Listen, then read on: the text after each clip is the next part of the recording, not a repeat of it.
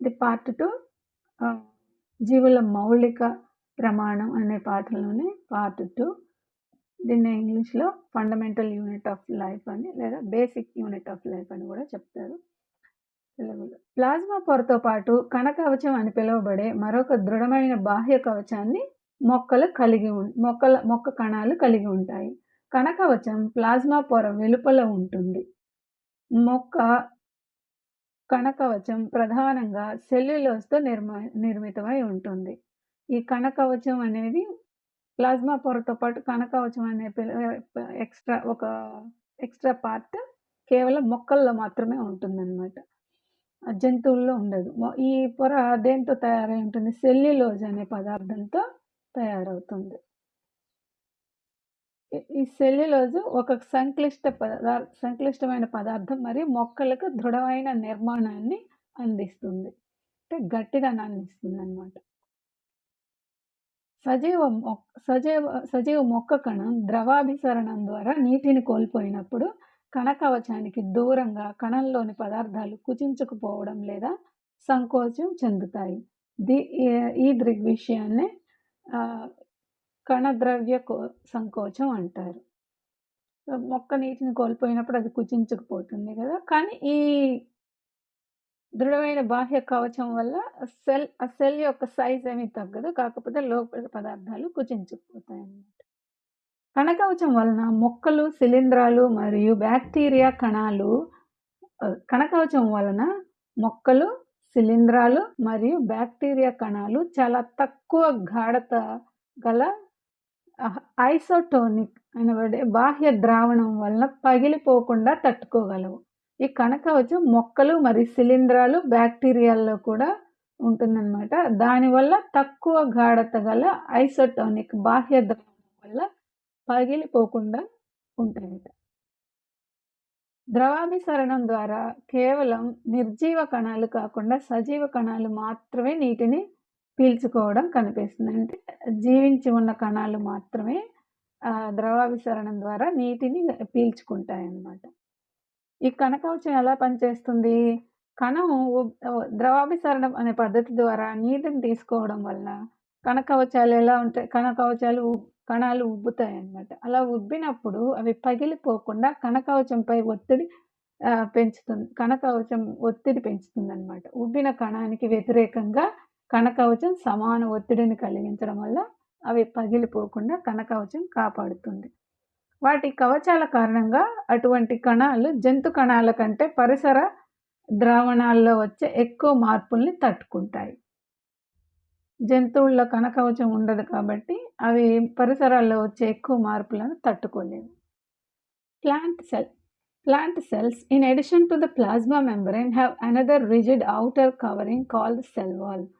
Plant cells లో plasma మెంబ్రెయిన్తో పాటు ఒక గట్టిగా రిజిడ్ అవుటర్ కవరింగ్ అంటే గట్టిగా ఉండే ఒక సెల్ వాల్ ఉంటుందన్నమాట. Cell wall lies outside the plasma membrane. Plasma మెంబ్రెయిన్కి బయట వైపు ఉంటుందన్నమాట.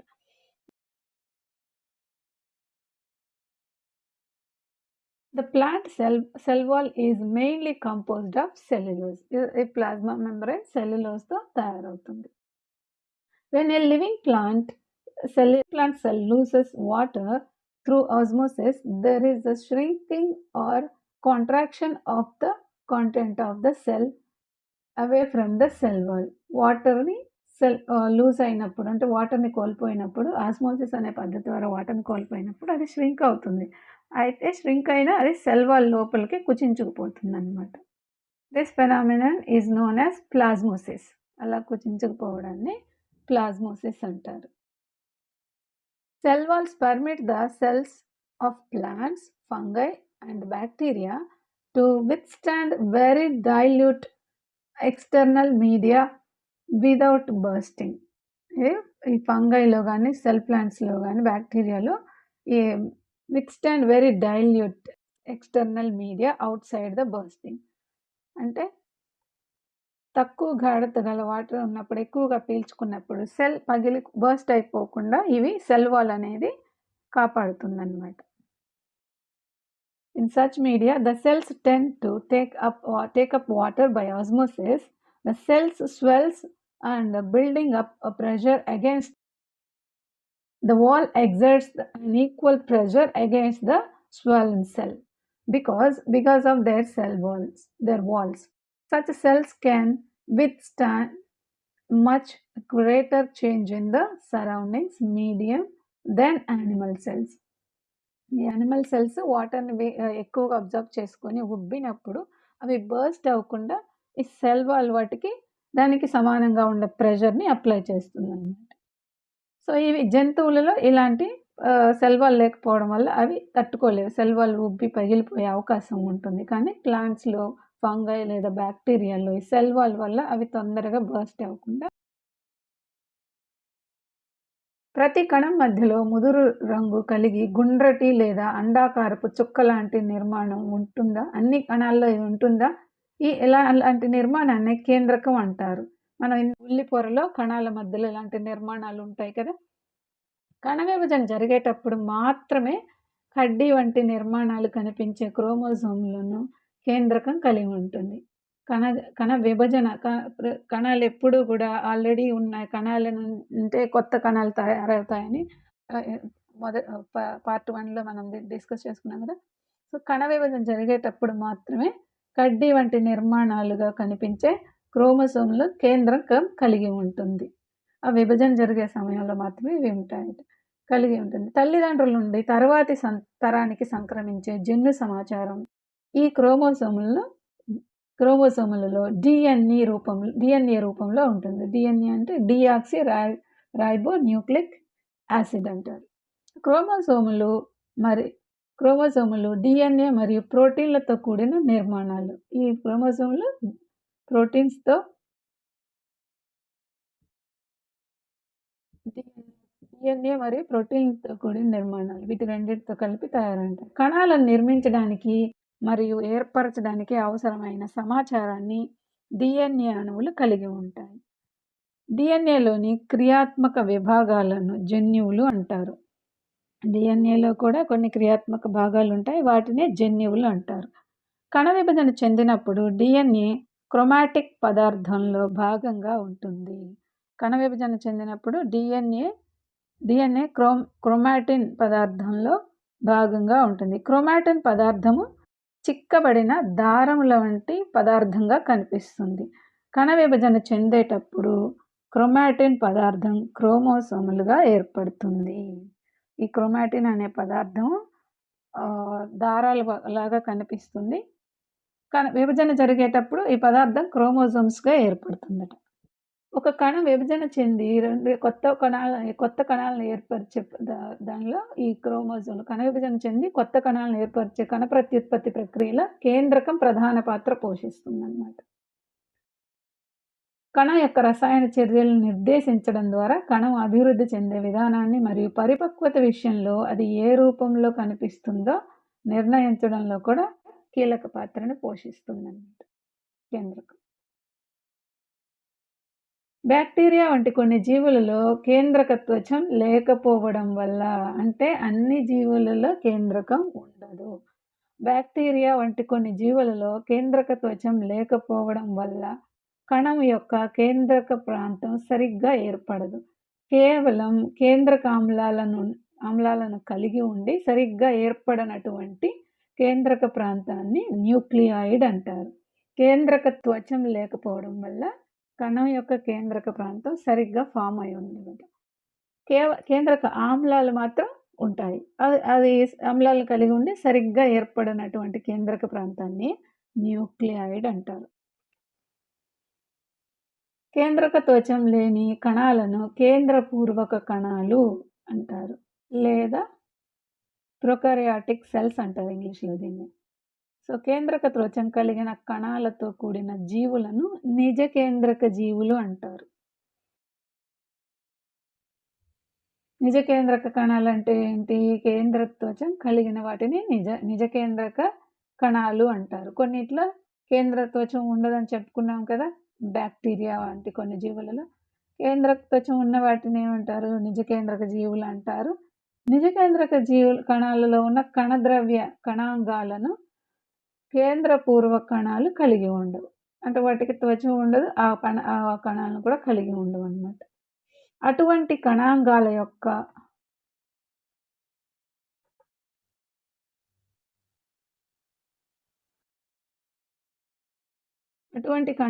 యొక్క అనేక విధులు కణద్రవ్యం యొక్క అభివృద్ధి చెందని వ్యవస్థీకృత భాగాల ద్వారా కూడా నిర్వహించబడతాయి. వీటిలో ఈ కణత్వచం లేని వాటిలో కణద్రవ్య కణాంగాలు ఉండవు కాబట్టి ఆ విధులన్నీ, ఆ ఫంక్షన్స్ అన్నీ ఏవి నిర్వర్తిస్తాయి? కణద్రవ్యం యొక్క అభివృద్ధి చెందని వ్యవస్థీకృత భాగాల ద్వారానే నిర్వహించబడతాయన్నమాట.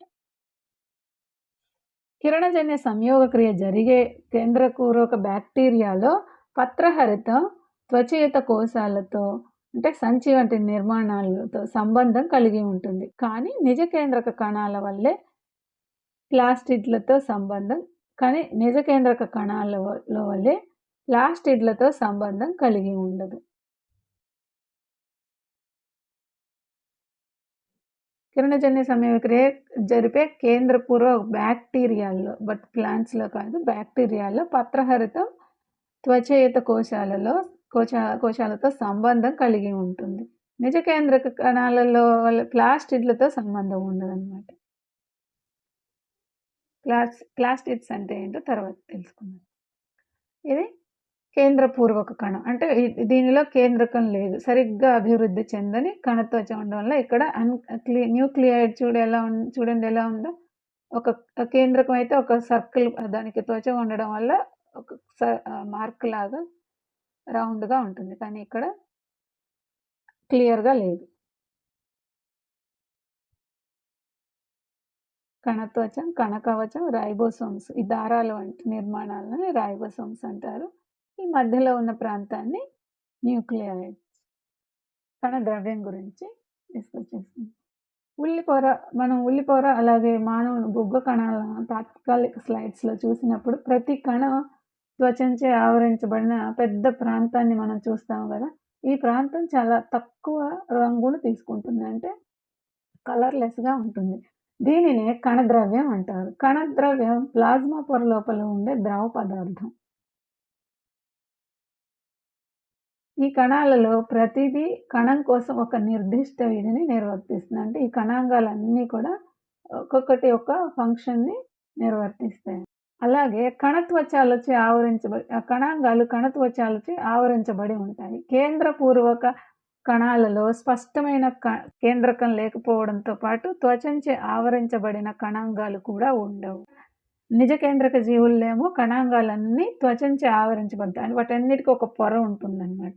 కానీ కేంద్రపూర్వక కణాలలో స్పష్టమైన కేంద్రకం లేకపోవడంతో పాటు త్వచంచే ఆవరించబడిన కణాంగాలు కూడా ఉండవు. వైరస్లు ఏ విధమైన పొరలను కలిగి ఉండవు. అందువల్ల అవి జీవుల శరీరంలోకి ప్రవేశించి దాని కణ యంత్రాంగం ద్వారా అభివృద్ధి చెందే వరకు జీవ లక్షణాలను వ్యక్తం చేయవు. ఈ వైరస్లు కూడా ఎలాంటి పొరలు కలిగి ఉండవట. జీవుల్లో శరీరంలోకి ప్రవేశించిన వెంటనే వాటి లక్షణాలు బయటపడవు. అవి చాలా ఎక్కువ మొత్తంలో అభివృద్ధి చెందిన తర్వాత కానీ అవి మన ఒంటిలోకి ప్రవేశించిన లక్షణాలు బయటపడతాయి. In cell, there was a darkly colored spherical or oval dot-like structure near the center of each cell. ప్రతి సెల్లో ఒక డార్క్ కలర్గా ఉండే స్పిరికల్ షేప్లో ఉండే ఒక స్ట్రక్చర్ ఉంటుంది. దాన్నే ఏమంటారు? This structure is called nucleus. The nucleus has a double layered covering called nuclear membrane.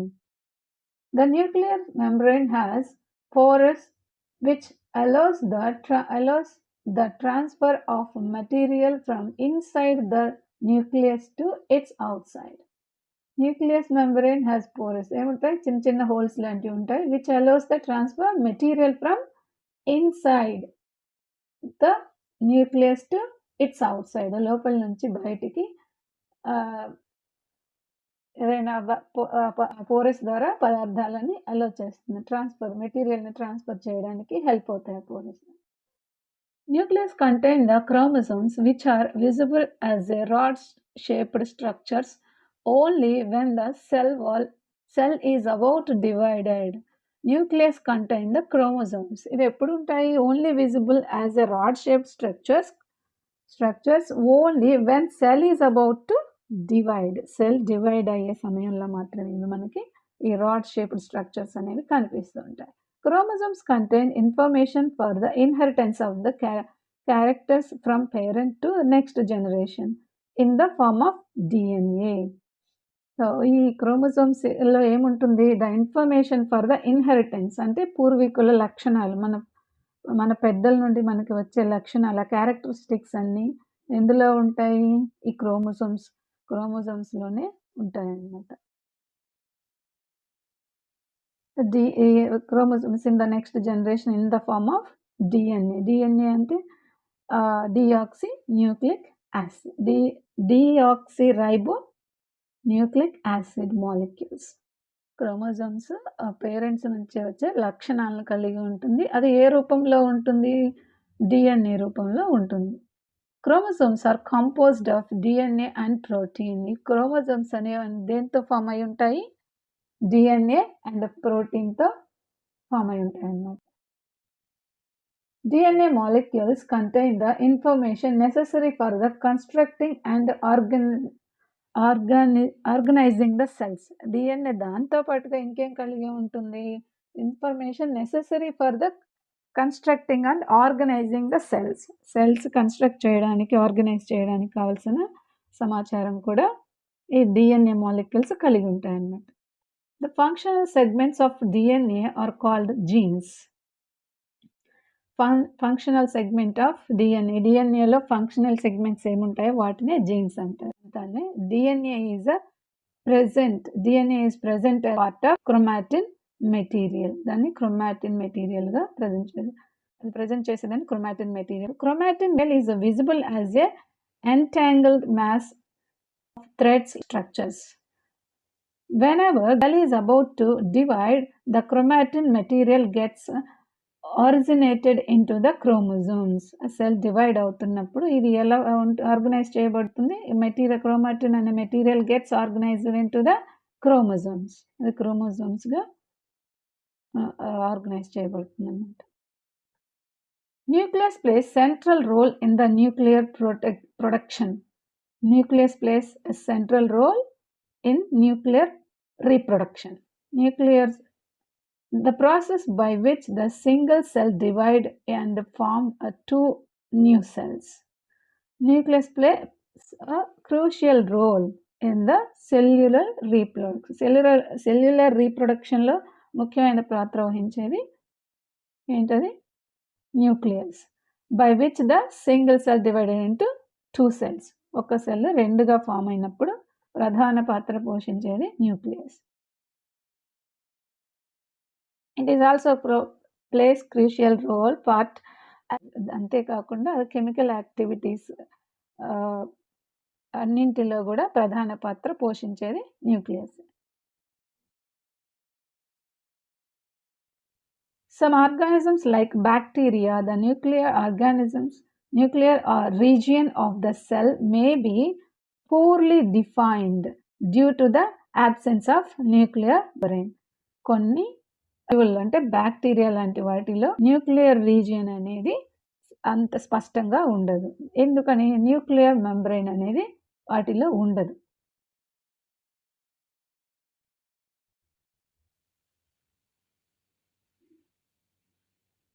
Such an undefined nuclear region contain only nucleic acids. అలాంటి వాటిలో ఓన్లీ న్యూక్లిక్ యాసిడ్స్ మాత్రమే ఉంటుంది. It is called a nucleoid.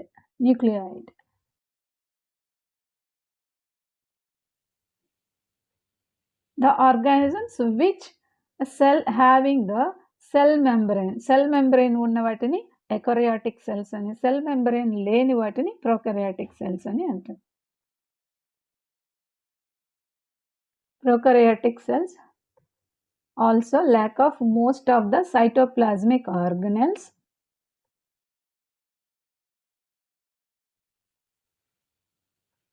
Present in the eukaryotic cells. అంటే eukaryotic cells లో ఉన్న కొన్ని parts ఇందులో కూడా ఉండవు అన్నమాట. Of the functions of such organ are also performed by the poorly organized part of the cytoplasm. ఆప్షన్ని మిస్ అయిన నిర్వహించే ఫంక్షన్స్ కూడా ఈ దీనిలో సెల్ మెంబ్రెయిన్ లేని వాటిల్లో ఏం నిర్వర్తిస్తాయి? పూర్‌గా ఆర్గనైజ్ అయిన సైటోప్లాజంలోని పార్ట్సే ఆ ఫంక్షన్స్ అన్నీ నిర్వర్తిస్తాయన్నమాట.